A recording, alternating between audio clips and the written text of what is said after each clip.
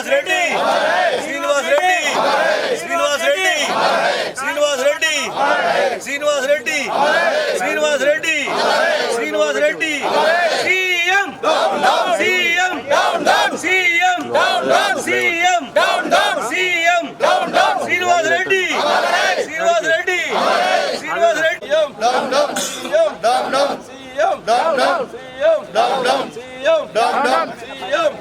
శ్రీనివాస్ రెడ్డి శ్రీనివాస్ రెడ్డి శ్రీనివాస్ రెడ్డి శ్రీనివాస్ రెడ్డి శ్రీనివాస్ రెడ్డి శ్రీనివాస్ రెడ్డి శ్రీనివాస్ రెడ్డి. చూడండి, ఈరోజు మొత్తం ప్రజాస్వామ్యం మీద దాడి జరుగుతుంది. ఈ దాడిని ప్రజాస్వామ్యవాదులంతా ఖండించాల్సిన రోజు ఆసన్నమైంది. నిన్న ఒక న్యూస్ ఒకటి తెలిసింది ఏంటంటే, ఒక పోలీస్ ఆఫీసర్ కూడా ఒక కార్మికుడిని ఇట్లా లోపల గుద్దిండని తెలిసింది. మీరు కూడా కొంచెం మాకు కూడా సపోర్ట్ చేయండి. మీకు వచ్చిన కష్టం ఏముంది, మీకు వచ్చిన నష్టం ఏముంది, మాకు సపోర్ట్ చేస్తే మీరు కొంచెం మానవత్వంతో ఆలోచన చేయాలి. ఈ తెలంగాణ ద్రోహులు ఎవరైతే మన పిల్లలు కొట్టించిండ్రో వాళ్ళమ్మటే వేసుకున్నాను. తలసాని శ్రీనివాస్ యాదవ్ కొట్టించిండు, దానం నాగేందర్ కొట్టించిండు, ఎర్రబెల్లి దయాకరావు మన్నెమ్మటి లేడు. ఇటువంటి లేనటువంటి వాళ్ళను వెంబటేసుకున్నావు. ఒకసారి మేమున్నాం వెంబటి, కార్మికులు ఉన్నాం, పోరాటం చేసి నిన్ను గద్దెనెక్కించినావు. కేసీఆర్ ట్రావెల్స్ గురించి ఏం చెప్పినావు, సాయికృష్ణ ట్రావెల్స్ గురించి ఏం చెప్పినావు. ఈ ట్రావెల్స్ ఇవన్నీ బంద్ అయిపోతే మనకు 1000 కోట్ల రూపాయలు లాభం వస్తుంది.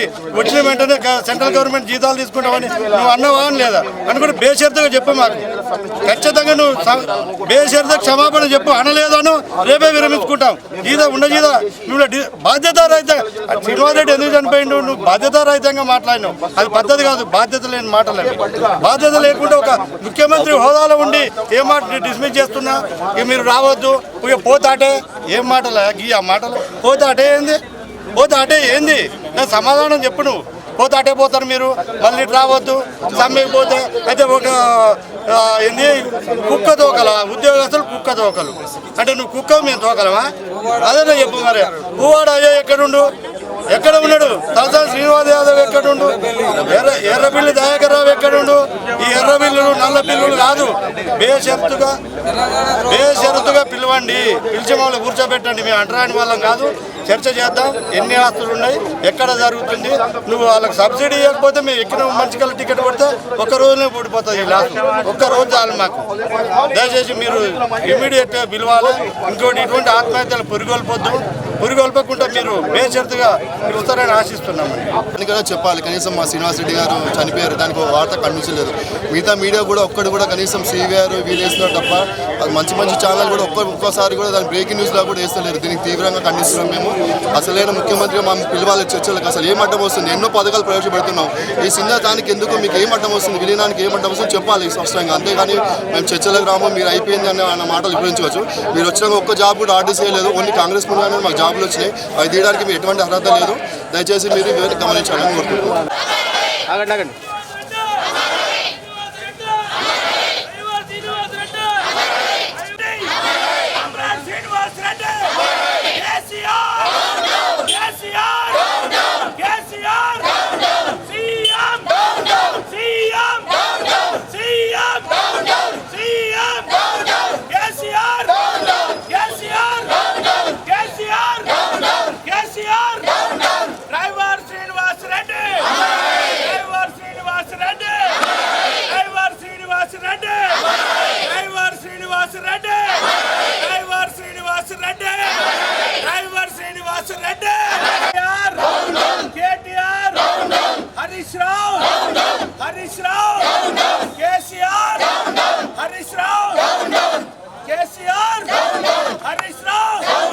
ఈరోజు ఆర్టీసీ కార్మికులు చేస్తున్న 9వ రోజు సమ్మెలో దురదృష్టకర విషయం.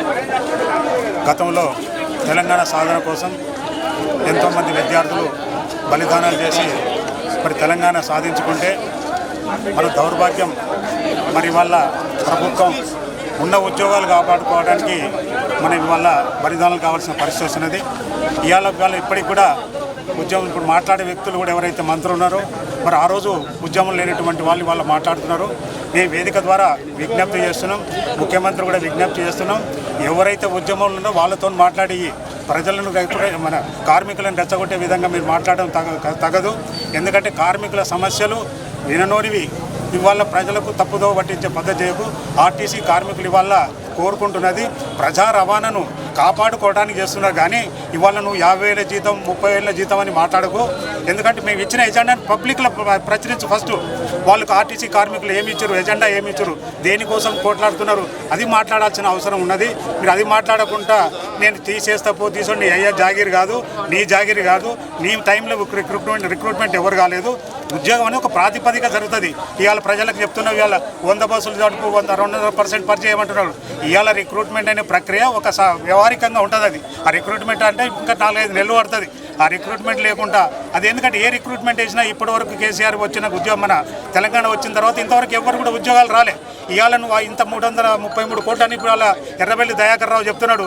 నీకేమైనా తెలుసా ఆర్టీసీ కార్మికులకు ఎంతవరకు ఇచ్చింది? ఇవాళ కాంగ్రెస్ గవర్నమెంట్ మనకు తెలంగాణ మన సకల జనుల సమ్మె సాధించుకున్న తర్వాత ఉద్యమం వచ్చిన తర్వాత ఇలా ఆర్టీసీకి ఏం చేస్తున్నాడు ఒకసారి లెక్కలు చూడు. 385 కోట్ల రూపాయలు నీకు ఐఆర్ ఇవ్వడానికి ఇచ్చిండు. అలా 2 సంవత్సరాలు ఆర్టీసీ మీద ఉన్న పన్నులు ఎత్తేసినావు. నీవు వచ్చిన తర్వాత తెలంగాణ సాధించుకున్న తర్వాత నీవు తెచ్చుకున్న తర్వాత ఏమన్నా ఆర్టీసీకి ఇచ్చినవా? ఆర్టీసీకి రావాల్సిన ఎన్ని అప్పులు ఉన్నాయి, ఎన్ని ఆస్తులు ఎంత ఇచ్చినది, ఆర్టీసీ నీకేం చెల్లించింది? మరి ఆర్టీసీలో ఏమైనా కొత్త ఉద్యోగాలు ఇచ్చినవా, కొత్త బస్సులు కొన్నావా?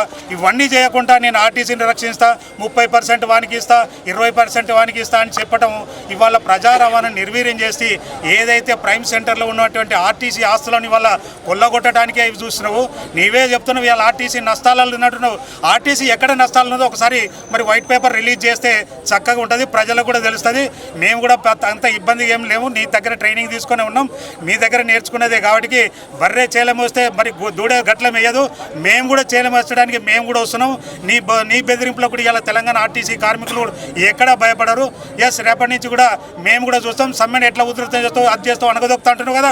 మరి ఇవాళ ఆ రోజు ఆంధ్ర నాయకులు కూడా అంటే ఇవాళ నువ్వు ముఖ్యమంత్రి అయ్యేదా? మరి ఆ రోజు కాంగ్రెస్ మరి అంతా 2 రాష్ట్రాల్లో పార్టీని పోగొట్టుకున్నా కూడా మరి సోనియా గాంధీ తెలంగాణ ఇచ్చితే అనౌన్స్ చేస్తారు కదా. నీ కుటుంబ సభ్యులతో నువ్వు అక్కడ సోనియా గాంధీకి వచ్చి కాళ్ళు మొక్కి వచ్చిన వ్యక్తివి నువ్వు ఇవాళ మాట్లాడడం ఎంతవరకు సబబు? కేసీఆర్ ఇప్పటికైనా, ఎందుకంటే ఒక కరీంనగర్ నుంచి ఇంత మునిపే ఒక వైరల్ అవుతున్నది, ఆ పిల్లోడు చక్కగా మాట్లాడిండు. తెలంగాణ ప్రజల కోసం నువ్వు ఉన్నావు. మరి తెలంగాణ ఆర్టీసీ కార్మికులు ప్రజలకు సేవ చేయడానికే ఉన్నారు. ప్రజలకు సేవ చేస్తున్నావు. ప్రజలకు భవిష్యత్తులో ప్రజా రవాణా నిర్వీర్యమైన ఉద్దేశంతో మరి వాళ్ళు అంటున్నారు ఇవాళ సమ్మె 100% అంటున్నావు. ఇవాళ ఉద్యోగం మన బడి పిల్లల్ని వాళ్ళ నువ్వు స్కూళ్ళను పొడిగించిన, హాలిడేస్ పొడిగించినా తెలిసిపోతుంది నీ నైతికంగా నువ్వు ఓడిపోయినట్టు. ఇక్కడ ఇవి ఎప్పుడు కూడా బేసిజాలు పోకు. ఇప్పటికైనా ఆర్టీసీ కార్మికులు చేస్తున్న న్యాయమైన సమ్మెను సమర్థించుకుంటూ వీళ్ళుంటే చర్చలకు వీలు, కానీ నేను పిలువను పో అది పో అంటే నీ జాగీర్ కాదు, నీ గడిల పాలన కాదు. దాన్ని ఎదుర్కొనే శక్తి తెలంగాణ ఆర్టీసీ కార్మికులకు ఉంటుంది. ఏంటంటే ఒక డ్రైవరు నిన్న ఖమ్మం జిల్లా లోపల శ్రీనివాస్ రెడ్డి అనే డ్రైవరు ముఖ్యమంత్రి గారి ప్రకటనను చూసి, అదేవిధంగా ఖమ్మం జిల్లాకు సంబంధించిన ఉవ్వాడ అజయ్ కుమార్ ఎవరైతే ఉన్నారో రవాణా శాఖ మంత్రి, ఆయన ప్రకటనను చూసి ఆవేదన గురై కిరోసిన్ పోసుకొని తన ఇంట్లోనే ఆత్మహత్యం చేయడం జరిగింది. అయితే అతన్ని హైదరాబాద్కు షిఫ్ట్ చేస్తే అపోలో హాస్పిటల్లో మరణించడం కూడా జరిగింది. ఇదంతా బాధాకరం. ఎవరైనా కూడా ఈరోజు నేను మీ ద్వారా కార్మిక లోకానికి తెలియజేసేది ఏంటంటే ఎవరు కూడా మనం సచ్చి సాధించేది ఏం లేదు. కొట్లాడి అవసరమైతే అతన్ని గద్దెదించడానికి మనం ప్రయత్నం చేద్దాం. ముఖ్యమంత్రిని ఎక్కించింది మనమే, దించేది మనమే. ఆర్టీసీ కార్మికులుగా మనం ముందుండి ఆ రోజు తెలంగాణ తేవడం జరిగింది. అదేవిధంగా తెలంగాణ తెచ్చిన తర్వాత ముఖ్యమంత్రిని చేయడానికి ఓట్లేసి గెలిపించింది కూడా ఆర్టీసీ కార్మికులే. ప్రతి బస్సులో ప్రతి కండక్టరు, డ్రైవరు టికెట్ ఇచ్చేటప్పుడు ఆ రోజు కేసీఆర్ను పొగుడుతూ చెప్పినందుకే ఈరోజు నువ్వు ఆ సీట్లో కూర్చున్నావు. మేమే కనుక ఈరోజు మళ్ళీ ప్రచారానికి దిగితే నీవు ఎక్కడుంటావో తెలియదు. నీవు ఒకసారి అడ్రస్ చూసుకొని ఒకసారి నీవే చెప్పినావు. ఒకసారి కరీంనగర్ మీటింగ్లో నీవే చెప్పినావు ఆ రోజు ఉద్యమ సమయం లోపల ఆర్టీసీ కార్మికులను తోటి పెట్టుకుంటే అగ్గితోని గోక్కుంటాను. ఈరోజు ఈ అగ్గే నీ చితిని అంటిస్తుంది. నీ చితిని అంటించే అగ్గే ఈరోజు మా చేతుల్లో కనుక దయచేసి ఇప్పటికైనా మీరు ఒక పెద్ద మనిషిగా, ఒక తండ్రి హోదాలో ఉన్నారు కనుక, తెలంగాణ రాష్ట్రానికి మీరే ముఖ్యమంత్రి కనుక దయచేసి మీరు సౌహృదయంతో ఆలోచన చేసి, మంచి మనస్సుతోటి ఆలోచన చేసి మీరు ఆర్టీసీ కార్మికుల సమస్యలన్నీ పరిష్కరించి ఏదైతే ప్రజా రవాణాను కూడా కాపాడాలని చెప్పి ఈ సందర్భంగా రిక్వెస్ట్ చేస్తూ ఉన్నాం. అదేవిధంగా కరీంనగర్ నుంచి ఒక సీఎంఓ ఆఫీస్కి ఒక కాల్ వెళ్ళడం జరిగింది, ఒక మామూలు వ్యక్తి. అదేవిధంగా వనపర్తి నుంచి కూడా ఒక టీచర్ ఈరోజు 6 రోజులు, రేపటి నుంచి 6 రోజులు సెలవులు ప్రకటించినావు. ఎందుకు ప్రకటించినావు? దానికి కారణం ఏంటి? మరి నీ అసమర్థ పాలన వల్లనే ఈరోజు సెలవులు ఎక్స్టెన్షన్ చేయడం జరిగింది. ఇప్పటికే 16 రోజులు ఇస్తే పిల్లలందరూ ఇప్పటికే చదువులకు దూరం అవుతూ ఉంటాయి. ఇంకా 6 రోజులు, 22 రోజులు అంటే ఒక నెల రోజులు దసరా సెలవుల. ఇదేనా నీ పాలన అని చెప్పి మీ ద్వారా నేను ప్రశ్నిస్తూ ఉన్నాం. విలీనం చేసేంత వరకు శ్రీకాంతాచారి ఆత్మ సాక్షిగా మేము ప్రమాణం చేస్తూ ఉన్నాం. ఆర్టీసీని ప్రభుత్వంలో విలీనం చేసేంత వరకు మా ఉద్యమం ఆగదు, దేనికైనా సిద్ధమని చెప్పి ఈ సందర్భంగా తెలియజేస్తాం. 27 డేస్ మీకు తెలంగాణ కోసము మేము కూడా చాలా కష్టపడి తెలంగాణను తెప్పించుకున్నాము. దాంతో సమానంగా ఇప్పుడు కూడా మేము కొట్లాడినాము. మేము 27 డేస్ చేసిన సాధి కూడా మాకు ఇవ్వలేదు. ఏమైనా 50,000 అని చెప్తున్నారు, కానీ 50,000 ఉంటే మేము రోడ్డుకి వచ్చే పరిస్థితి కాదు. శ్రీనివాసరెడ్డి గారు ఇంత దారుణంగా మా అందరి కోసం ప్రాణత్యాగం చేసిరు. అదన్నా గమనించుకొని ఇప్పటికైనా మీ హృదయం కదలాలని మా హృదయం పూర్వకంగా మీకు నమస్కారం చేసి చెప్తున్నాము. ఇప్పటికైనా మీరు ముందుకు రావాలి. ముందుకు వస్తేనన్నా ఇప్పుడైనా మా కష్టాలన్నీ మీకు అర్థమవుతాయి. ఒక్కసారి అక్కడే కూర్చొని చూస్తే మీకు ఏది కూడా అర్థం కాదు. ఒక్కసారి బయటికి వెళ్ళి మీరు చూడండి మా బాధలు ఎంత ఉన్నదో. మేము దసరా కాదు, మన తెలంగాణ కోసము మేము ఎన్ని దసరాలు పొడగొట్టుకున్నామో అది మాకు తెలుసు, మీకు కాదు. ఈ దసరా కూడా మేము చాలా ఇబ్బందుల పాలై రోడ్ల మీద ఉన్నాం. మేము ఇప్పుడు శాలరీ కోసము కష్టపడట్లేము, మన బంగారు తెలంగాణ కోసమే కష్టపడుతున్నాము, ఆర్టీసీ కోసమే కష్టపడుతున్నాము. ముందు మీరు ప్రభుత్వంలో విలీనం చేస్తే అన్ని ప్రాబ్లాలు పోతాయి.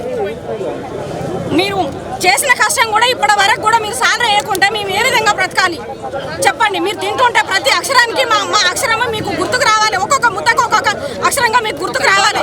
మీ మీద ఎటువంటి మాకు ద్వేషం లేదు. ఇప్పటికైనా మా తండ్రికి ఇచ్చిన గౌరవమే మీకు కూడా ఇస్తున్నాము. అది మీరు నిలబెట్టుకోవాలంటే మీరు ముందుకు రావాలి.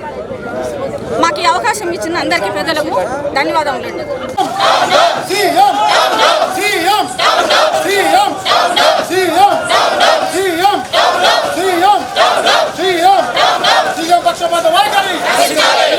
కార్మిక పక్షపాత వైఖరి